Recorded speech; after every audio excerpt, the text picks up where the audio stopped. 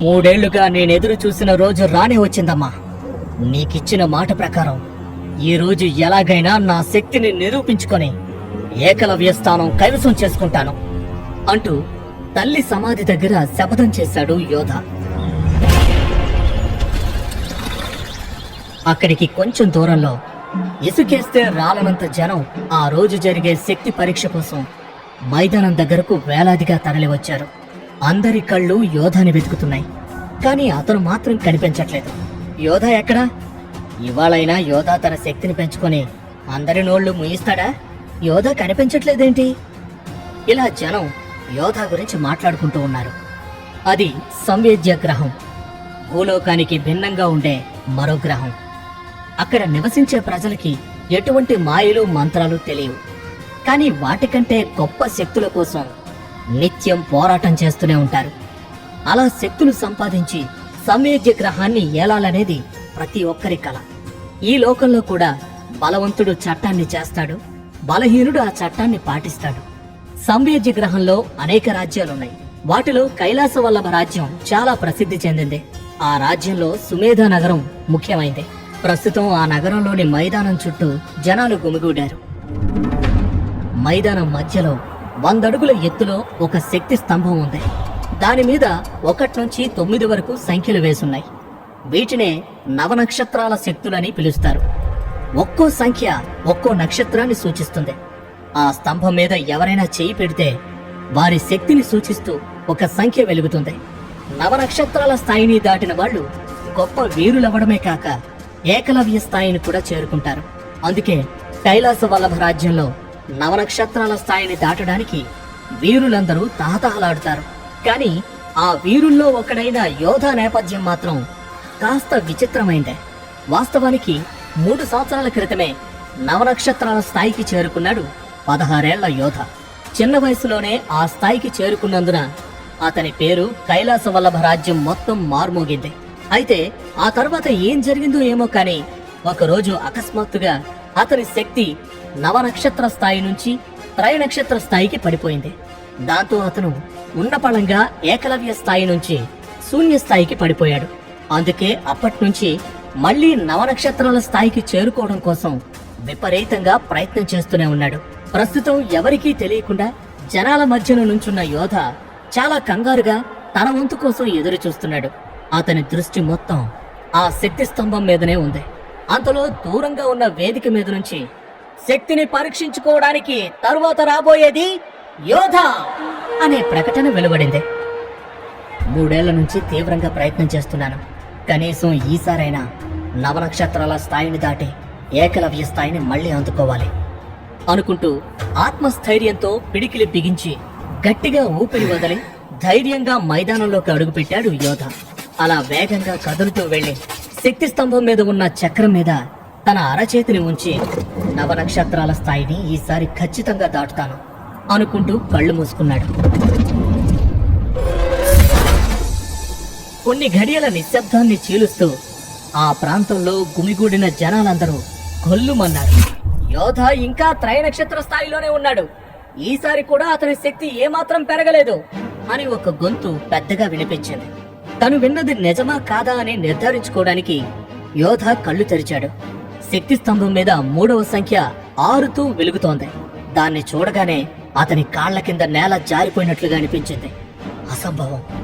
3 ఏళ్లుగా కంటి మీద కునుకు లేకుండా ఎంతో కష్టపడ్డాను, అయినప్పటికీ నా శక్తి స్థాయిలో మార్పు రాకపోవడమేంటి అనుకుంటూ మరోసారి అరచేతిని బలంగా చక్రం మీద పెట్టాడు. ఈసారి కూడా త్రైనక్షత్ర స్థాయినే చూపించింది ఆ చక్రం. దాంతో నిర్ఘాంతపోయిన యోధ పిచ్చి పట్టినట్లుగా మరో 10 సార్లు చక్రం మీద చేతిని పెట్టడం తీయడం చేశాడు. అయినా ప్రయోజనం లేదు. ఇదంతా చూస్తూ జన సమూహం నుంచి ఎవరో, ఒరే బాబు, 6 100 అవుతుందా 100 6 అవుతుందా? నువ్వు 100 సార్లు చేయి పెట్టి తీసినా ఆ శక్తిలో ఏ మార్పు ఉండదు, కానీ వెనక్కిరా అని అరిచాడు. దాంతో అందరూ ఇంకా పెద్దగా నవ్వారు. ఆ నవ్వుల శబ్దం యోధ చెవులను మాత్రమే తాకింది, కానీ ఆ వెక్కిరింపుల ప్రభావం మాత్రం బాణాల్లాగా అతని గుండెల్లోకి దిగింది. అవమానం తట్టుకోలేకపోయిన యోధ మైదానంలో నుంచి బయటకు నడుస్తుంటే, వచ్చాడండి కథానాయకుడు అరంగేట్రంలోనే నవనక్షత్రాల స్థాయిని సాధించాడనుకుంటే అది కాస్త 3 నాళ్ల ముచ్చటగానే ముగిసింది. ఇప్పటికీ 3 ఏళ్లు గడిచాయి. త్రయ నక్షత్రాల స్థాయిని ఇంకా దాటలేదు. ఇక మీదట దాటతాడనే నమ్మకం కూడా లేదు అని ఒకడు యోధాని ఎగతాళి చేశాడు. మరంతే కదా మరి, పండిత పుత్ర పరమసుంఠ అన్నట్టుగా వీడి తండ్రి రణసింహ మన నగరంలోనే గొప్పదైన అరుణ దళానికి నాయకుడైతే వీడు మాత్రం గొప్ప బలహీనుడిగా మిగిలిపోయాడు. చీచి అంటూ మరో వ్యక్తి కూడా ఎగతాళి చేశాడు. శక్తి పెరగలేదనే బాధ కంటే అక్కడున్న వారి సూటిపోటి మాటలే యోధాని ఎక్కువగా బాధ పెట్టాయి. ఆ మాటలు చెవిని పట్టంతోనే యోధా కళ్లల్లో నీళ్లు తిరగడం మొదలైంది. చిటికేస్తే ఆ ప్రదేశం నుంచి మాయమవ్వాలన్న కసి అతనిలో రేగింది. కాని అతనికి మాయలో మంత్రాలు చేతకాదు. అందుకని పరిగెత్తుకుంటూ మైదానం వదిలి దూరంగా వెళ్లిపోయాడు. యోధా పరిస్థితికి చలించిపోయిన ఒక అందమైన అమ్మాయి బిందు అతని దగ్గరికి వెళ్లి, వీళ్ళ మాటలు పట్టించుకోకు యోధా, ఏదో ఒకరోజు నువ్వు గెలుస్తావనే నమ్మకం నాకుంది అని ఓదార్చింది. నేనెంత సాధన చేసినా నా శక్తులు ఎందుకు పెరగడం లేదో నాకు అర్థం కావడం లేదు బిందు అని ఆమె వైపు దిగులుగా చూశాడు యోధా. కాలమే అన్నిటికీ సమాధానం చెప్తుంది యోధా. నీదైన రోజు తప్పకుండా వస్తుంది. ఆ రోజు మాత్రం ఎగతాళి చేసిన వాళ్లే మళ్లీ నిన్ను ఆకాశానికి ఎత్తుతారు. అప్పటి వరకు సహనంగా నీ ప్రయత్నం చేసుకుంటూ వెళ్ళు అని నమ్మకంగా చెప్పింది బిందు. యోధా మౌనంగా తల ఊపుతూ ఇంటి వైపు అడుగులు వేశాడు. బిందు కూడా అతన్ని అనుసరించింది. సుమేధ నగరంలో అనేక దళాలున్నాయి. వాటన్నింట్లో గొప్పది అరుణ దళం. ఆ దళానికి చెందిన వాళ్లంతా అరుణ మహల్లో నివసిస్తారు. మహల్ లోపల అరుణ దళం సభ్యులతో సమావేశమైన రణసింహ ఏదో ముఖ్యమైన విషయం గురించి చర్చిస్తున్నాడు. అప్పుడే యోధ భారంగా మహల్ వైపు అడుగులు వేస్తూ తండ్రికి ఎలా మొహం చూపించాలా అని విచారంతో ఉన్నాడు. యోధ రావడం చూసి ఆయన ఎంతో ఆత్రంగా పైకి లేచి దగ్గరకొచ్చాడు. కాని కొడుకు మొహం చూడగానే ఫలితమేంటో రణసింహకి అర్థమైంది. వెంటనే యోధాని హత్తుకొని భుజం తడుతూ, నువ్వు దేని గురించి దిగులు పడాల్సిన అవసరం లేదు. ఏదో ఒకరోజు నువ్వు ఖచ్చితంగా అనుకున్నది సాధిస్తావు అని ధైర్యం చెప్పాడు. తండ్రి ధైర్యం చెప్పడంతో యోధ మనస్సులో బాధ తగ్గడం మొదలైంది. కాని అక్కడే ఉన్న అరుణదళం సభ్యులు మాత్రం యోధ వైపు జాలిగా చూశారు.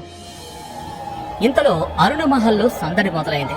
తెలుపు రంగు దుస్తుల్లో సరాసరి స్వర్గం నుంచి దేవకన్య దిగొచ్చిందా అనిపించే ఒక అందమైన అమ్మాయి అక్కడికొచ్చింది. ఆమె కళ్ళు చురుగ్గా మెరుస్తున్నాయి. నడకలో వేగంతో పాటు టీవీ ప్రజ్వరిల్లుతోంది. ఒక్క మాటలో చెప్పాలంటే ఆమె అణువణువు ఆత్మవిశ్వాసానికి మించిన అహంకారం నిండి ఉంది.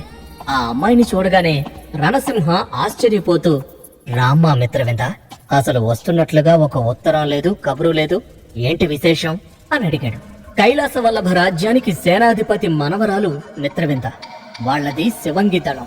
అరుణ దళం సుమేధ నగరంలో ప్రసిద్ధి గావిస్తే శివంగి దళం కైలాస వల్లభ రాజ్యంలోనే అతిపెద్ద దళంగా ఆవిర్భవించింది.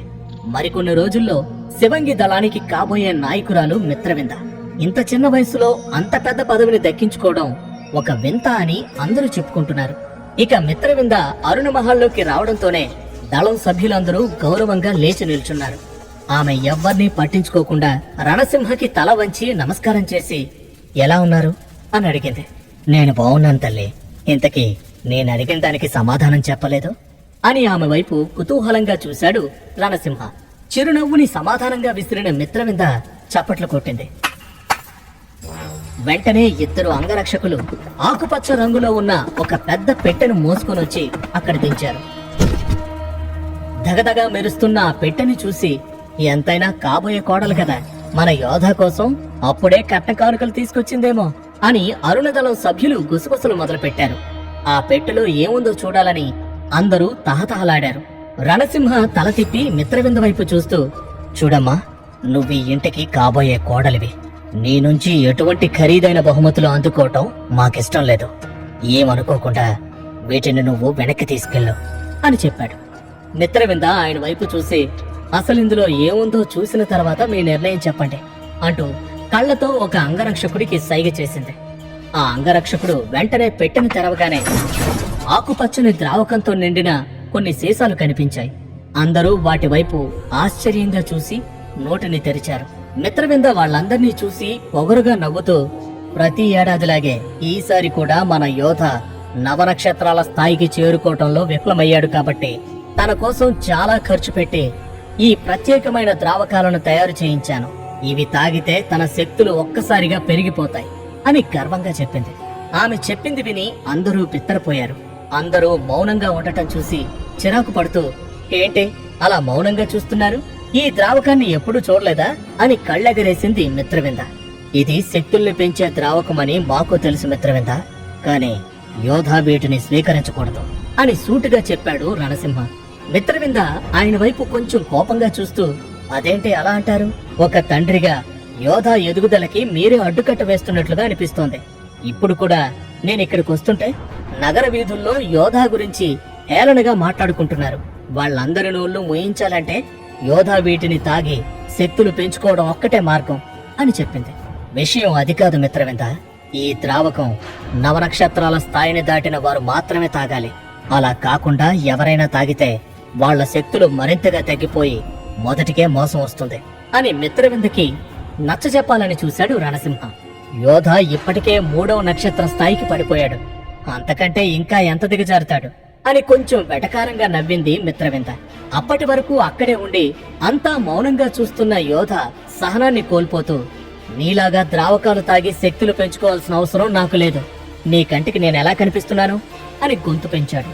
ఎందుకలా అరుస్తావు యోధ? నీకు ఆవేశం ఎక్కువ, ఆలోచన తక్కువ. 3 ఏళ్లుగా ఎంత కష్టపడ్డా నవనక్షత్రాల స్థాయికి చేరుకోవటంలో నువ్వు సాధించిన ఫలితం శూన్యం. నువ్వు వచ్చే సంవత్సరం మళ్లీ వెళ్ళినా ఇదే ఫలితం పునరావృతం అవుతుంది. అందుకే వీటి ద్వారా ప్రయత్నించి చూడు. అంతిమంగా నీకు కావాల్సింది శక్తులు పెరగడమే కదా అని తీక్షణంగా చూసింది మిత్రవింద. చుట్టూ ఉన్న వాళ్ళంతా గుడ్లప్పకించి చూస్తున్నారు. చిన్న గుండు సూది కింద పడినా వినపడేంత శబ్దం అరుణమహల్లో ఆవరించింది. నువ్వేం చెప్పినా నా నిర్ణయం మాత్రం మారదు అని తేల్చి చెప్పాడు యోధ. అతని మొండితనం చూసి మిత్రవిందకి కోపం ఇంకా ఎక్కువైంది. సాధారణంగానే తన మాటకి ఎవరు ఎదురు సమాధానం చెప్పినా ఆమెకు నచ్చదు. అందుకే వెంటనే యోధ వైపు చూస్తూ, సరే నీకంత ఇష్టం లేని పని చేయమని నేను బలవంతం చేయను, కానీ నా కోసం ఇంకో పని చేస్తావా అని అడిగింది. ఏంటది అని అనుమానంగా చూశాడు యోధ. మన పెద్దవాళ్ళు నాకు నీకు పెళ్లి నిర్ణయించారు కదా, దాన్ని రద్దు చేయించు అని నిర్మలంగా చెప్పింది మిత్రవింద. ఆ మాట విని అక్కడున్న ప్రతి ఒక్కరూ అవాక్కయ్యారు. ఇంత చిన్న విషయానికి మిత్రవింద అంత పెద్ద నిర్ణయం తీసుకుంటుందని ఎవ్వరూ ఊహించలేదు. రణసింహ కల్పించుకొని, దానికి దీనికి సంబంధం ఏంటి మిత్రవింద? 3 ఏళ్ల క్రితమే పెద్దలందరూ ఒక మాట అనుకుని దానికి మీ ఇరువురు ఆమోదం తెలిపాక ఇప్పుడొచ్చి పెళ్లి ఆపమంటే ఏంటి అర్థం అని కోపంగా అడిగాడు. గత 3 ఏళ్లలో నా శక్తులు విపరీతంగా పెరిగాయి. రేపో మర్నాడో నేను శివంగి దళానికి నాయకురాలనవుతాను. ఇదే 3 ఏళ్ల కాలం యోధ విషయంలో మాత్రం ఎక్కడ వేసిన గొంగళి అక్కడే ఉండిపోయింది. శివంగి దళానికి నాయకురాలనైన మిత్రవింద అనే నేను ఒక బలహీనుణ్ణి పెళ్లి చేసుకుంటే నలుగురు నవ్విపోతారు, అందరూ ఎగతాళి చేస్తారు. నేనదంతా పడలేను. అందుకనే ఈ పెళ్లి రద్దవ్వాల్సిందే అని గట్టిగా తీర్మానించింది మిత్రవింద. ఆమె చెప్పింది విని రణసింహ తలాడిస్తూ, అసలు విషయం నాకిప్పుడు బోధపడింది. యోధా శక్తులు పెరగాలని ఈ ద్రావకాలు తేవటం ఒక సాకు మాత్రమే. మేము ఖచ్చితంగా వద్దంటామని నీకు ముందే తెలుసు. అసలు నీకు వాడిని పెళ్లి చేసుకోవడం ఇష్టం లేదు. అందుకే నయానో భయానో వదిలించుకోవాలని చూస్తున్నావు. మరి ఈ విషయం మీ కుటుంబ సభ్యుల ముందు చెప్పగలవా అని కోపంగా అడిగాడు. వాళ్ళు నా మాట కాదనరు, నాకిష్టం లేకుండా బలవంతంగా పెళ్లి చేయరు కదా అని భుజాలెగరేసింది మిత్రవింద. చివరిగా నువ్వేం చెప్పాలనుకుంటున్నావు అని కోపంగా చూశాడు రణసింహ. యోధ ఆ ద్రావకాలు తాగి తన శక్తులు పెంచుకుంటేనే పెళ్లి జరుగుతుంది, లేదంటే ఆగిపోతుంది అని చేతులు కట్టుకుంటూ పొగరుగా చెప్పింది మిత్రవింద. రణసింహ ఏదో అనేంతలో యోధ కల్పించుకొని, సరే మిత్రవింద, నువ్వడిగినట్టే పెళ్లి రద్దు చేసుకుందాం, కాకపోతే అది పెళ్ళయ్యాక మాత్రమే అన్నాడు. అది విని, అంటే ఏంటి నీ ఉద్దేశం? విడాకులా? అలా చేస్తే మా శివంగి వంశం పరువేం కావాలి అని పెద్దగా అరిచింది మిత్రవింద. పరువు మీకే ఉంటుందా, మాకుండదా? ఇప్పుడు నువ్వు పెళ్ళొద్దని ఇంతమంది ముందు చెప్పావు, అది మా నాన్నగారికి ఎంత అవమానమో ఆలోచించావా అని మిత్రవింద కళ్ళల్లోకి సూటిగా చూశాడు యోధ. ఇద్దరూ చాలా దగ్గరగా ఉన్నారు. ఒకరి కళ్ళల్లోకి ఒకరు చూసుకున్నారు. ఇద్దరిలో ఏమాత్రం ప్రేమ అభిమానం లేవు, కోపం ద్వేషం మాత్రమే జ్వలిస్తున్నాయి. మిత్రవిందకి ఇంకా దగ్గరగా యోధ జరుగుతూ ఉండడం చూసిన అంగరక్షకులు కోపంతో అతని మీదకొచ్చారు.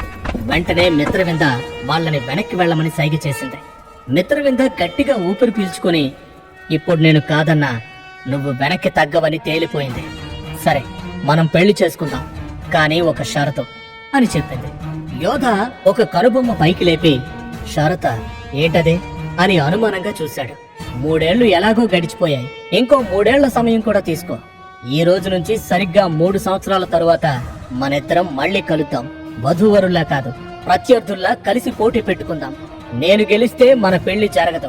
ఒకవేళ నువ్వు గెలిస్తే నీ నిర్ణయం ఏదైనా శిరసావహిస్తాను. ఏమంటావ్ అని యోధ వైపు చురుగ్గా చూసింది మిత్రవింద.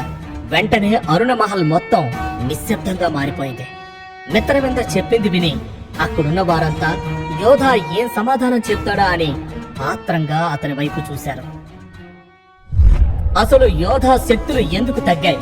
మిత్రవింద పెట్టిన షరతుకి అతను ఒప్పుకుంటాడా? యోధ మిత్రవిందల వివాహం